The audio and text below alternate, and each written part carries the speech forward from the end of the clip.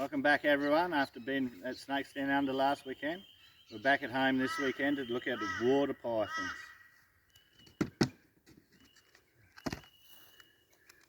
This is your water python from Northern Australia. Actually a beautiful species, not very popular in herpiculture. I don't know why, because they're a magnificent species. You can see there. So they get to about 3 metres long, get really thick for their size. A lot of people think they're snappy, but I have 5 adults and only one's a bit snappy. The other 4 are just beautiful. So this species is actually known as the Rainbow Serpent in the Aboriginal Dreamtime. You can see there with the colours in the rainbow colour in the sun with the sheen of the scales. That's where they get their name, the Rainbow Serpent, from. So it's a beautiful species. You can see how you can get a variation in the shades of the grey and the brown. Actually found over the northern, a bit further north than the black-headed python. They come from about St Lawrence in Queensland, all the way across to the Fitzroy River crossing in Western Australia. So, mostly known from floodplains, but they're also found in dry forests. So we find them all the time south of Cooktown in the dry forest. They're really common. So there's actually been a study done on the population in the Fog Dam in the Northern Territory. There is a huge population there. It's actually estimated that per hectare there's a more predator kilo of weight in these water pythons than there is in the Serengeti plains of Africa. So it shows you how this species can breed up to huge numbers in a favourable environment. So you can see there, they're very active species, fierce predator on the floodplains. They will eat water birds in the wet season. In the dry, they'll eat floodplain rats. They also eat juvenile crocodiles, other snakes. They are fierce predators. Coming to say see this one coming to Brian now, looking for a hidey hole. So you can see how beautiful this species is. I'm really surprised it's not more popular in herpiculture.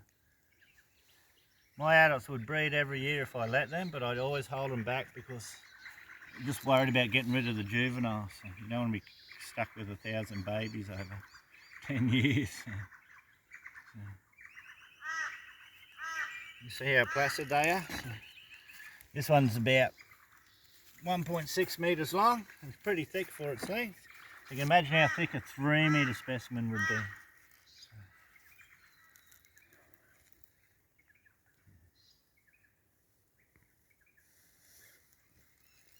A lot of people think they will thrash around and feces on their keepers, but like all species of animals, if you are patient and gentle, there isn't an animal you can't deal with peacefully. So the secret to holding any animal, just like that inland taipan last weekend, is you'd be gentle with the animal and they will always be gentle and respectful to you. So it makes all the difference. The only exception to that rule is when a female's sitting on eggs or males are fighting for mating rights. So, and that's a different ball game altogether. You can see they're loving the sunshine. So. Yeah, very important species to the Aboriginal Dreamtime stories. So, Aboriginals believe that they built created a lot of the rivers and creeks in the Northern Australia. So, as you can see, as they warm up, they get quite active. A lot more active than the Aspidistes species we've already looked at. So, easy to breed in captivity. Juveniles are always really good, bit snappy, but feed so well. Urge people who like reptiles to try them. They're beautiful species, totally underrated in herpiculture. So, see there, she's got around me now. So,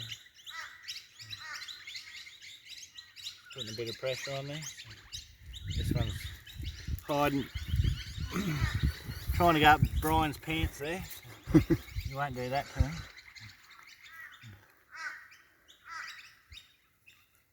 Get this one off. Oh, here we go. It's starting to warm up and get really active now. Here we go. As this one takes off, I'll put this one back in the box. They are a great species to keep. I've always enjoyed keeping the water pythons. They're beautiful species. Next week we'll be looking at the olive python, which is the other Liasis, large Liasis species. My female's about 11 foot long and she hits like a ton of bricks, so I might get pretty interesting next week. Olive python's always been more popular than water pythons in herpiculture, and I really don't know why. These are more manageable adult size. Still get large if you like the larger snakes. See there, there's no feces, no thrashing around. Just staying calm as I stay calm with her. So respect the animals and they'll always respect you. So whether it's venomous, non-venomous, no matter what it is. Being gentle and calm is always the key to handling reptiles. Plenty of breeders out there who understand that.